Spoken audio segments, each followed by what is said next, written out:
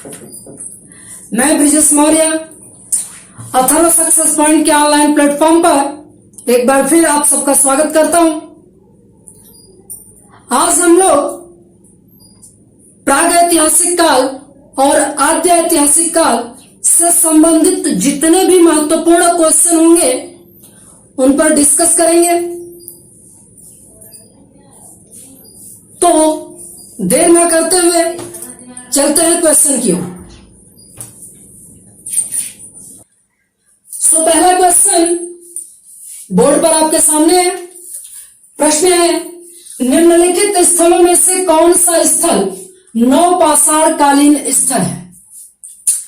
ये lower PCS में पूछा गया प्रश्न है ना। ऑप्शन है ए चिराग, बी बूढ़ा पुष्कर, सी बुर्ज होम और डी डिडवाना। आपको इसका जवाब देना है।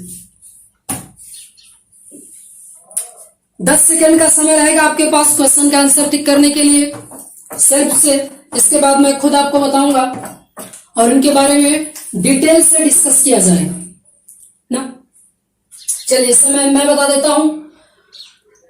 इन स्थलों में से जो नवपाषाण कालीन स्थल है वो ऑप्शन नंबर सी बुर्ज होम। बुर्ज होम ये कहां मिलता है? जम्मू एंड कश्मीर।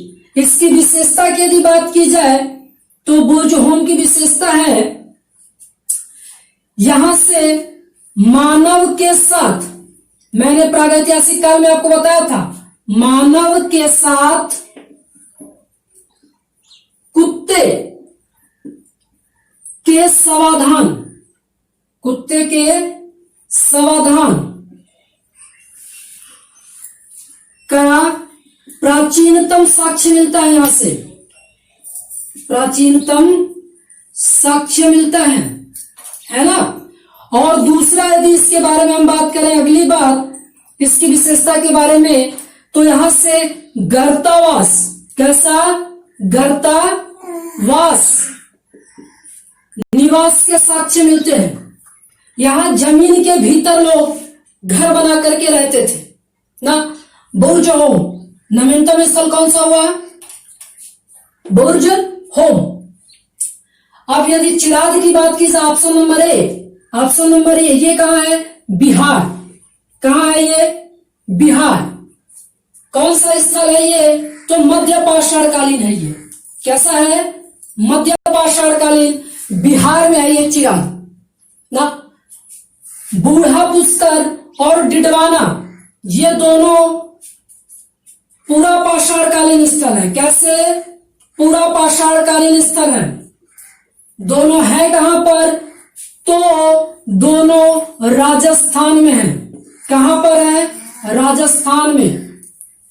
बूढ़ा पुष्कर और डिडवाना राजस्थान में है। यदि आप एक बार रिपीट करें मेरे साथ, तो पूरा पाषाण कालीन स्थल मैंने आपको राजस्थान में बताया था, डिडवाना, डेगाना, जैसल, है ना। डिडवाना, डेगाना, जैसल और बूढ़ा पुष्कर। मध्य पाषाण कालीन यदि स्थल की बात की जाए तो आजमगढ़ यूपी में, बागौर राजस्थान में, जहां से मैंने बताया था आपको बागौर राजस्थान से प्राचीनतम वृक्षारोपण का साक्ष्य मिला है। क्या मिला है? प्राचीनतम वृक्षारोपण का साक्ष्य। इसके बाद नवीनतम स्थल की बात की जाए नवपाषाण कालीन स्थल की, तो मैंने बताया था एक तो है बुर्ज होम जम्मू कश्मीर में और दूसरा है गुफराल, वो भी कहां है? जम्मू कश्मीर में। और गुफराल को क्या कहते हैं? जिसका शाब्दिक अर्थ होता है कुम्हार की गुफा। यह भी प्रश्न पूछा जा चुका है कि गुफराल का शाब्दिक अर्थ क्या होता है? कुम्हार की गुफा। ठीक है, तो इतनी जानकारी आपको पहले क्वेश्चन से मिलती है। क्वेश्चन नंबर 2 है, हड़प्पा लिपि से सर्वाधिक साम्य। साम्य का मतलब होता है यहां समानता। साम्य से मतलब क्या है? यहां पर समानता से है। हड़प्पा लिपि से सर्वाधिक समानता रखती है। ऑप्शन नंबर ए खरोष्ठी लिपि, ऑप्शन नंबर बी ब्राह्मी लिपि, ऑप्शन नंबर सी द्रविड़ लिपि और ऑप्शन नंबर डी देवनागरी लिपि। चलिए 10 सेकेंड आपके पास समय है, इस क्वेश्चन के लिए 15 सेकेंड है। सॉल्व कीजिए इस क्वेश्चन को।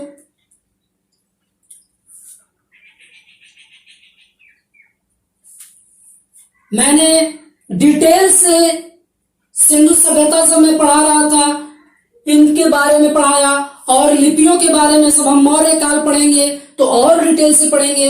हालांकि मैंने सिंधु लिपि के बारे में आपको डिटेल से पढ़ाया था ना। चलिए अब मैं इसका आंसर दे देता हूं, आप खुद इसका आंसर दीजिएगा, मैं आपको बताता हूं। खरोष्ठी लिपि देखिए, खरोष्ठी लिपि की पहचान है, यह लिपि दाएं से बाएं लिखी जाती थी, दाएं से बाएं लिखी जाती थी, दाएं से बाएं लिखी जाने वाली लिपि थी। ब्राह्मी लिपि ये बाएं से दाएं लिखी जाने वाली लिपि है। द्रविड़ लिपि चित्रों के साथ, चित्रों के साथ किधर से, दाएं से बाएं, दाएं से बाएं लिखी जाने वाली लिपि है। और देवनागरी लिपि ये भी बाएं से दाएं लिखी जाने वाली लिपि है। और इसमें से जो भाषा निकल के आती है वो कौन सी है, हिंदी। तो ये तो हमारी पहले ही खत्म हो गई, देवनागरी। देवनागरी हमारी पहले ही खत्म हो गई, क्योंकि ये बाएं से दाएं और इसका जो भाषा है वो कौन सी है, हिंदी है। इसलिए देवनागरी तो हमारी इस क्वेश्चन का आंसर नहीं होगा, क्योंकि देवनागरी तो हमारी वर्तमान में लिपि है, देवनागरी लिपि ना। यदि हम ब्राह्मी लिपि की बात करें तो देखिए ये भी बाएं से दाएं लिखी जा रही है, इसका मतलब ये भी इसका आंसर नहीं हो सकता। अब बात ऑप्शन बचा दो, ए या सी। ऑप्शन बचा दो, ए या सी। ये भी दाएं से बाएं लिखी जा रही है और ये चित्रों के साथ दाएं से बाएं लिखी जा रही है। आप याद कीजिए सिंधु सभ्यता को, सैंधव लिपि को मैंने आपको पढ़ाया था। ये लिपि दाएं से बाएं लिखी जाती थी, लिखी जाती थी कि नहीं, ये दाएं से बाएं और लिखी जाती थी ना, कुछ यूं, पहली लाइन दाएं से बाएं, अगली लाइन पुनः बाएं से दाएं ना।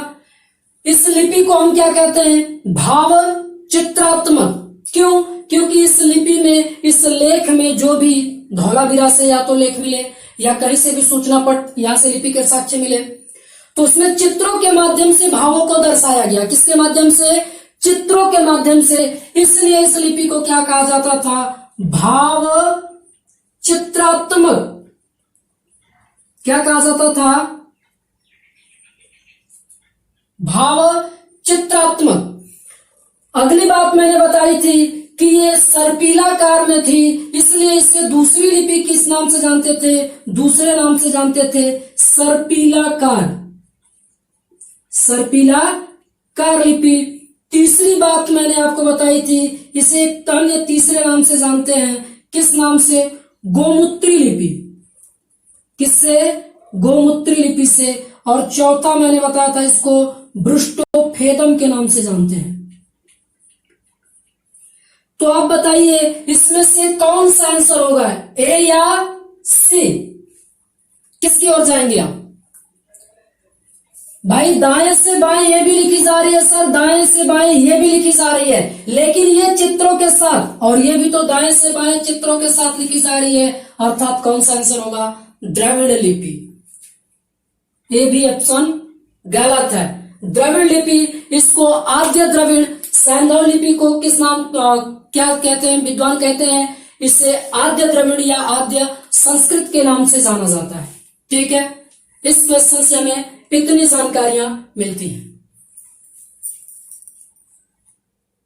क्वेश्चन नंबर 3, हड़प्पा सभ्यता के लोग उपासना करते थे। उपासना मतलब पूजा, आस्था। किसमें आस्था रखते थे वो, विष्णु की पूजा करते थे, वरुण देव की पूजा करते थे, मातृदेवी की पूजा करते थे, या इंद्र की पूजा करते थे। किसकी पूजा करते थे ये,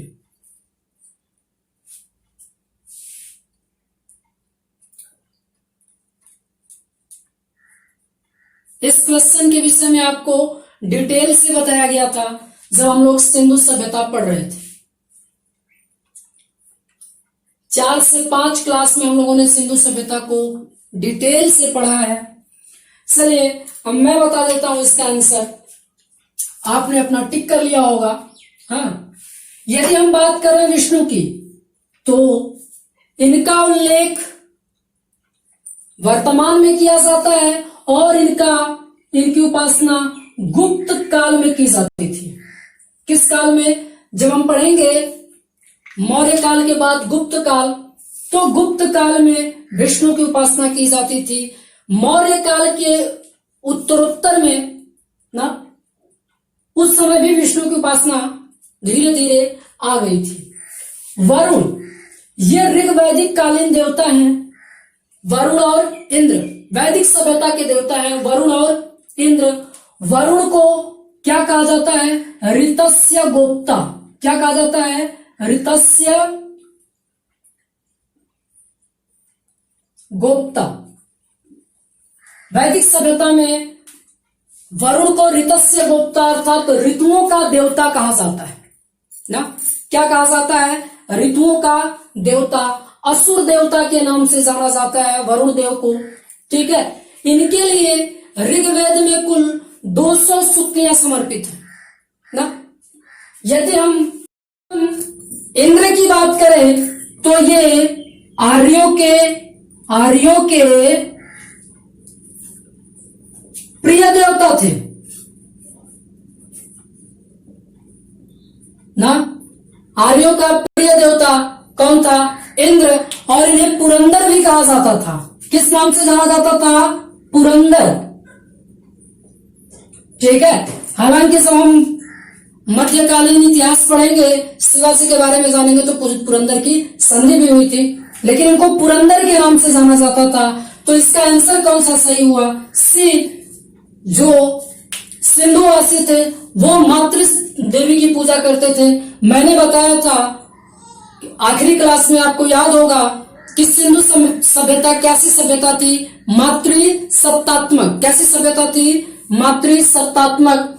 यहां से लोथल से एक मूर्ति मिली थी, हड़प्पा से भी एक मुहर मिली थी। उसमें एक स्त्री के गर्भ से वृक्ष को निकलते हुए दिखाया गया था और इस स्त्री को मातृ देवी का नाम दिया गया था ना। तो सब हड़प्पा सभ्यता के लोग किसकी उपासना करते थे? मातृ देवी की उपासना करते थे। ठीक है, इतनी जानकारी आपको इस क्वेश्चन से मिलती है। क्वेश्चन नंबर 4 सुमेलित कीजिए। एक तरफ दिया हुआ है सैंधवकालीन स्थल और दूसरी तरफ दिया हुआ है उनका प्राप्ति स्थल। कहां से कौन सा स्थल मिला है? कालीबंगा, आलमगीरपुर, मांडा, सुरकोटदा। ठीक है, कहां से मिला है? जम्मू कश्मीर, उत्तर प्रदेश, राजस्थान और गुजरात। आपको इसका सुमेल कराना है ना। मैंने आपको एक एक जगह से कितने कितने स्थल प्राप्त हुए हैं, उत्तर प्रदेश से कौन सा स्थल प्राप्त हुआ है, राजस्थान से कौन सा, गुजरात से कौन सा, जम्मू कश्मीर से कौन कौन से स्थल प्राप्त हुए हैं, ये सारे क्वेश्चन मैंने आपको ट्रिक के माध्यम से बताए थे। आप इसका आंसर टिक कीजिए। ठीक है,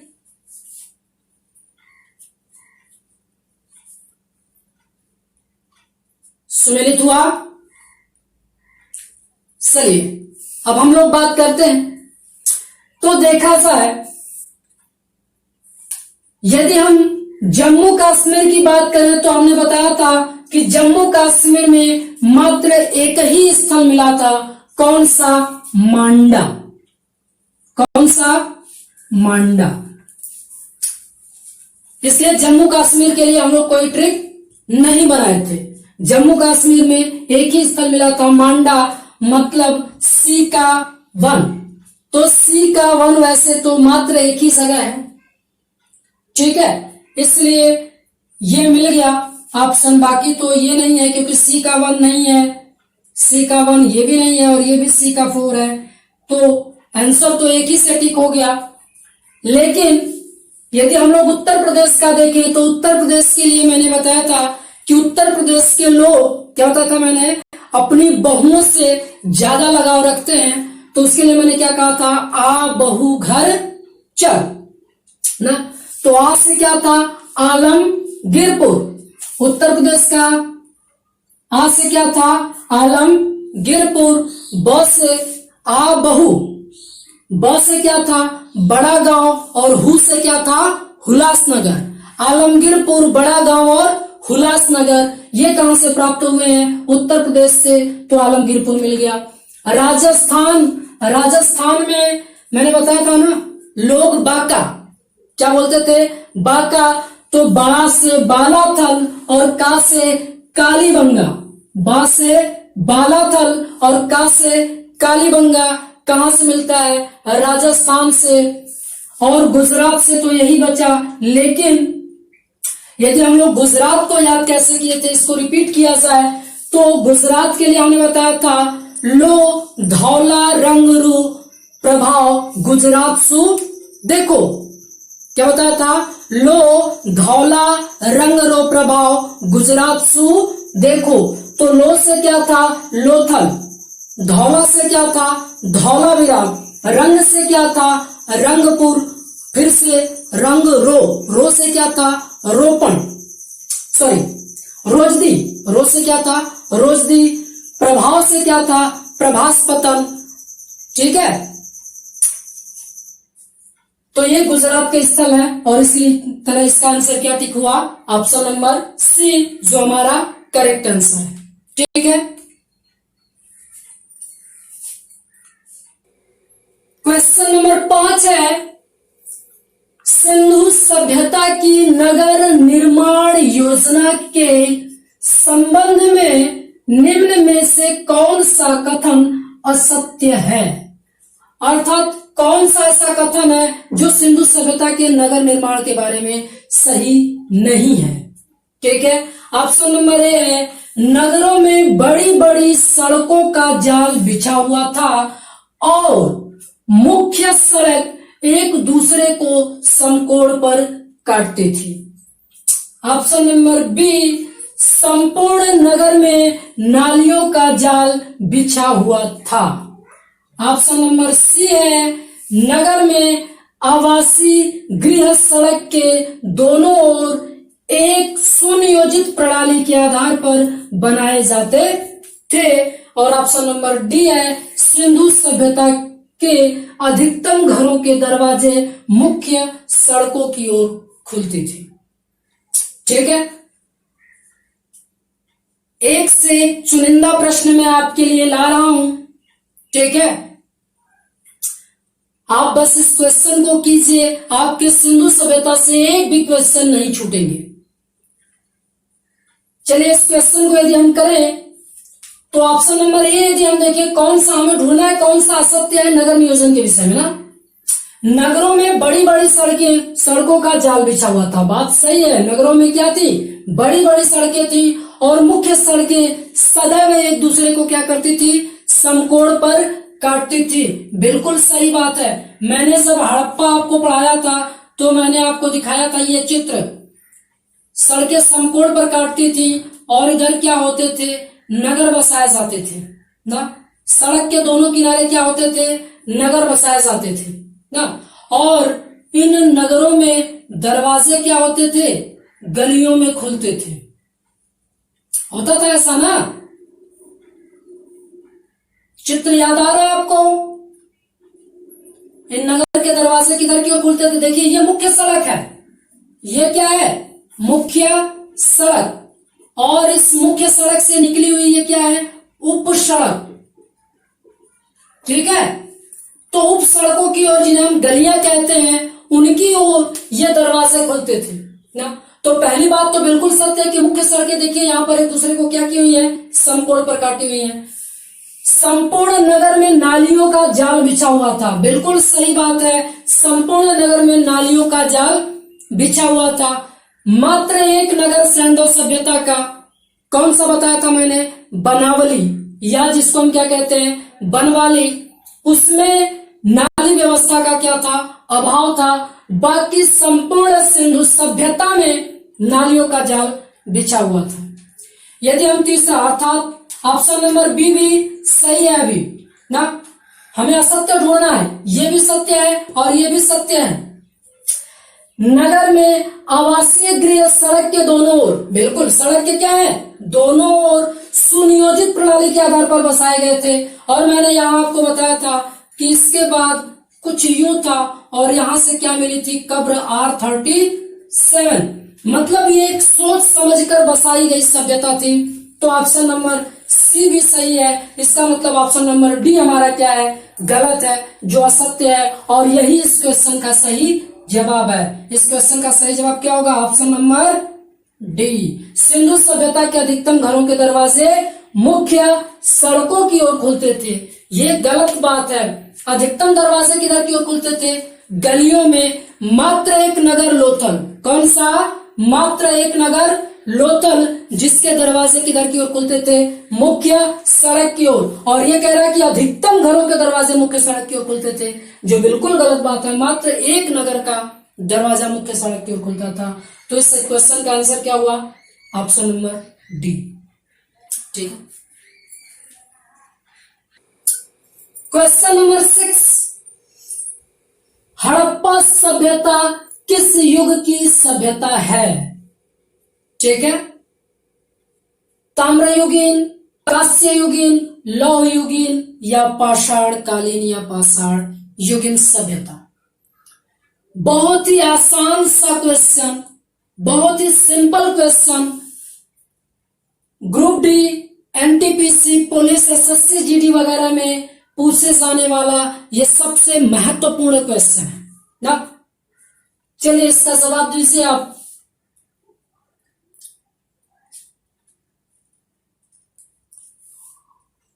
हो पा रहा है आपसे? चलिए हम लोग करते हैं इस क्वेश्चन का आंसर।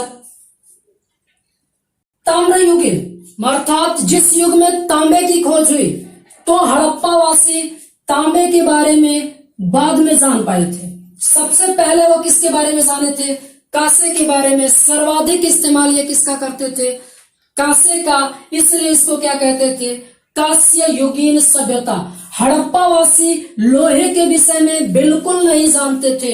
ये लोहे से क्या थे, अनजान थे। अनजान, जिसको हम कहते हैं अज्ञान, अज्ञात लोहा। ये लोहे के बारे में हड़प्पावासी नहीं जानते थे। ऋग्वैदिक काल में भी लोहा नहीं आया था। उत्तर वैदिक काल जब शुरू हुआ था, तो उत्तर वैदिक काल में लोहे की खोज की गई। तो उत्तर वैदिक काल को हम क्या कहते हैं, लौह युगीन सभ्यता। पाषाण युगीन सभ्यता तो हमने प्राग ऐतिहासिक काल में पढ़ा ही था, पूरा पाषाण, मध्य पाषाण और नव। क्वेश्चन से हमें इतनी जानकारी मिलती है। ठीक है, क्वेश्चन नंबर 7 आपके सामने है। हड़प्पा सभ्यता के सर्वप्रथम उत्खननकर्ता कौन थे। हड़प्पा सभ्यता के सर्वप्रथम उत्खननकर्ता कौन थे। ठीक है, ऑप्शन नंबर ए है Dayaram Sahni, option number B है Rakhaldas Banerjee, option number C है जॉन मार्शल और ऑप्शन नंबर डी है माधव स्वरूप वत्स। ठीक है, प्रश्न को ध्यान से देखिएगा। मैं एक बार फिर पढ़ रहा हूं प्रश्न को। हड़प्पा सभ्यता के सर्वप्रथम उत्खननकर्ता। ठीक है, चलिए हो पाया आपसे। चलिए हम लोग करते हैं, इसे करने की कोशिश करते हैं हम लोग। देखिए यहां पर यदि प्रश्न होता खोज करता, ध्यान से देखिएगा, यदि उत्खनन करता नहीं होता, प्रश्न क्या होता, हड़प्पा सभ्यता के सर्वप्रथम खोजकर्ता कौन थे, तो ऑप्शन होता दयाराम साहनी। क्या होता, दयाराम साहनी। राय बहादुर दयाराम साहनी ने 1921 ईस्वी में सर्वप्रथम हड़प्पा नगर की खोज की थी ना। लेकिन यहां प्रश्न खोज करता नहीं है, क्या है? उत्खनन करता। इसलिए दयाराम साहनी तो नहीं होंगे। ठीक है, दूसरा ऑप्शन देखते हैं हम, राखल दास बनर्जी। तो इन्होंने 1922 ईस्वी में, कब? 1922 ईस्वी में मोहन जोदड़ो की खोज की थी। किसकी? मोहन जोदड़ो की खोज की थी 1922 में। इसका मतलब इसका ऑप्शन बी भी गलत है। हमें उत्खनन करता ढूंढना है हड़प्पा का। यदि हम जॉन मार्शल की बात करते हैं ना, तो लॉर्ड कर्जन के शासनकाल में आपको याद होगा 1904 ईस्वी में पुरातत्व, भारतीय पुरातत्व सर्वेक्षण विभाग का गठन किया गया था। किसका? कब? 1904 में भारतीय पुरातत्व सर्वेक्षण विभाग ना जॉन मार्शल के शासनकाल में किया गया था। और उस सर्वेक्षण विभाग के मुखिया थे कौन? John Marshall. तो ऑप्शन नंबर सी भी गलत है, क्योंकि उन्होंने उसका उत्खनन नहीं किया हड़प्पा का। सिर्फ जो वहां से पुरातत्व साक्ष्य मिल रहे थे उनकी आयु का आकलन कर रहे थे ये ना। तो कौन सा ऑप्शन सही हुआ? डी, माधव स्वरूप वत्स। मैंने आपको हड़प्पा का उत्खनन पढ़ाया था, हड़प्पा का उत्खनन याद होगा आपको। तो मैंने कहा था इसका उत्खनन कितनी बार किया गया? 2 बार। कितनी बार? 2 बार। एक बार 1926 ईस्वी में माधव स्वरूप वत्स ने किया था, और एक बार 1946 ईस्वी में मार्टिन विलर ने किया था। याद है किसने किया था? मार्टिन विलर ने। और एक बार किसने किया था? माधव स्वरूप वत्स ने। ठीक ना? तो आपसे क्या पूछा है? सर्वप्रथम किसने किया था? तो माधव स्वरूप वत्स ने। ठीक है, इसका आंसर हो जाएगा। इस प्रश्न से हमें इतनी जानकारी मिलती है। ठीक, क्वेश्चन नंबर 8 है, हड़प्पा निवासी किस धातु से अपरिचित थे, अर्थात परिचित नहीं थे। हालांकि इस क्वेश्चन को हमने पीछे कर लिया है, किस युग से संबंधित है वही बात है ये भी। ठीक है, लेकिन ये रेलवे ग्रुप डी में पूछा गया प्रश्न है ना, इसलिए इसको मैंने यहां पर रखा हुआ है। ऑप्शन नंबर ए है तांबे से, ऑप्शन नंबर बी है कांसे से, ऑप्शन नंबर सी है सोने से, और ऑप्शन नंबर डी है लोहे से। आप बताएं हड़प्पा वासी किस धातु के विषय में नहीं जानते थे? तो आंसर क्या होगा इसका? लोहा। लोहे से परिचित नहीं थे। क्यों? क्योंकि लोहे के बारे में पहली बार किस काल में जाना गया था? उत्तर वैदिक काल में। उत्तर वैदिक काल। लोहे का संबंध किससे है? उत्तर वैदिक काल से। इसलिए इस प्रश्न का सही जवाब क्या होगा? लोहा। हालांकि मैंने कांस्य युगीन सभ्यता वाले प्रश्न में इसका डिस्कस आपसे किया था ना।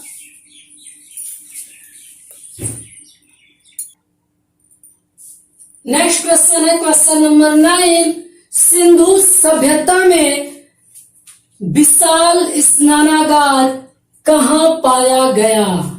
ठीक है, ऑप्शन है हड़प्पा, ऑप्शन बी है मोहनजोदड़ो, ऑप्शन सी है कालीबंगा, और ऑप्शन डी है रोपण। इस क्वेश्चन को आपको बड़े ही आसानी से टिक करना चाहिए। ये बिल्कुल आसान सा क्वेश्चन है, बिल्कुल ही आसान सा क्वेश्चन है। करिए इस क्वेश्चन को। 10 सेकंड का वक्त है आपके पास।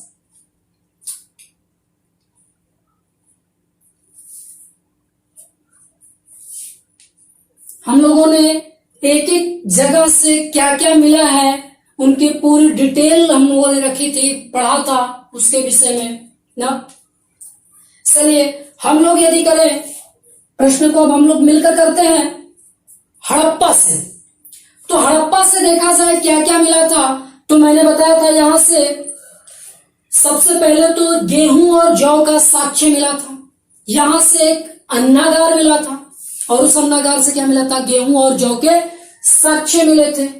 दूसरी बात यदि की जाए तो सीपी पैमाना मिला था, शंख से निर्मित बैल मिला था। इसके बाद बिना सिर का धड़, जिसको क्या कहते हैं, नरक बंध प्रस्तर मूर्ति, बिना सिर का धड़ मिला था। इसके बाद यहां से एक मोहर पर महिला के गर्भ से वृक्ष निकलते हुए दिखाया गया था और इस महिला को क्या कहा गया था, मातृदेवी। क्या कहा गया था, मातृदेवी। तो इतनी सारी चीजें हड़प्पा से मिली थी। यदि हम बात करें मोहनजोदड़ो की, तो मैंने बताया था कि यहां से 8 बार उजड़कर 9 बार बसने के प्रमाण मिले हैं। यहां से शहरों के 8 बार उजड़कर 9 बार बसने के प्रमाण मिले हैं। यहां से स्नानागार का साक्ष्य मिला है। क्या मिला है, स्नानागार। और स्नानागार आपसे पूछा गया है तो इसका आंसर क्या होगा, मोहनजोदड़ो। और यदि हम स्नानागार के बारे में डिटेल से बात करें तो हमने बताया था कि इस स्नानागार को जॉन मार्शल ने तत्कालीन विश्व का आश्चर्यजनक निर्माण कहा है। क्या कहा था, मोहनजोदड़ो से प्राप्त स्नानागार को जॉन मार्शल ने तत्कालीन विश्व का आश्चर्यजनक निर्माण कहा था ना। मोहनजोदड़ो से हमें, कालीबंगा से यदि हम बात करें तो यहां से हमने बताया था ऊंट के साक्ष्य मिले थे। कहानियों के माध्यम से हमने देखा था कि क्या क्या मिले थे यहां से, तो ऊंट के साक्ष्य मिले थे, जुते हुए खेत के निशान, प्रत्येक तीसरे घर के सामने कुएं का साक्ष्य, इसके बाद लकड़ी की नाली व्यवस्था ना, इसके बाद खोपड़ी की शल्य चिकित्सा के साक्ष्य यहां से मिलते हैं।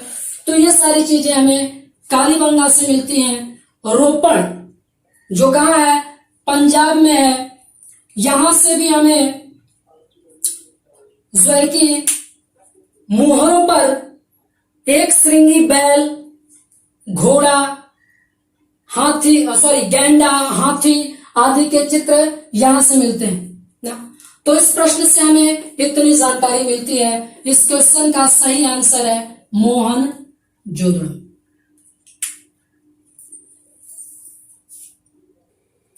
क्वेश्चन नंबर 10, सिंधु वासियों का प्रिय पशु क्या था? ऑप्शन नंबर ए हाथी, बी गैंडा, सी कुबरदार, सांड और ऑप्शन नंबर डी है घोड़ा। इसको कुबरदार, सांड या बैल भी कहते हैं। चलिए इस क्वेश्चन का आंसर कीजिए। सबसे आसान सा प्रश्न है ये और अक्सर पूछा जाने वाला प्रश्न है। तो सिंधु सभ्यता से जो प्राप्त हुई थी मुहरें, हड़प्पा कालीन मैंने बताया था, उस पर हाथी का अंकन मिलता है, गैंडे का अंकन मिलता है, कुबरदार, सांड का अंकन मिलता है ना, हिरण का अंकन मिलता है, लेकिन घोड़े का अंकन नहीं मिलता। तो पहले तो ये कैंसिल, घोड़ा तो नहीं था। घोड़ा किसका प्रिय पशु था? वैदिक कालीन आर्यों का प्रिय पशु था घोड़ा। ठीक है, हाथी का अंकन मिलता है लेकिन इनका प्रिय पशु नहीं था। सिंधुवासियों का प्रिय पशु क्या था? कुबड़दार सांड। क्या था? कुबड़दार सांड या बैल। ठीक है, तो सिंधु सभ्यता से रिलेटेड ये थे कुछ महत्वपूर्ण क्वेश्चन।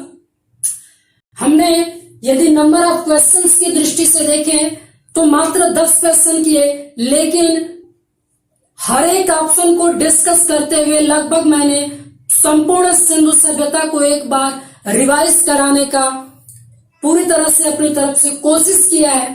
ठीक है, और आगे आप लोग क्वेश्चन करते रहिए।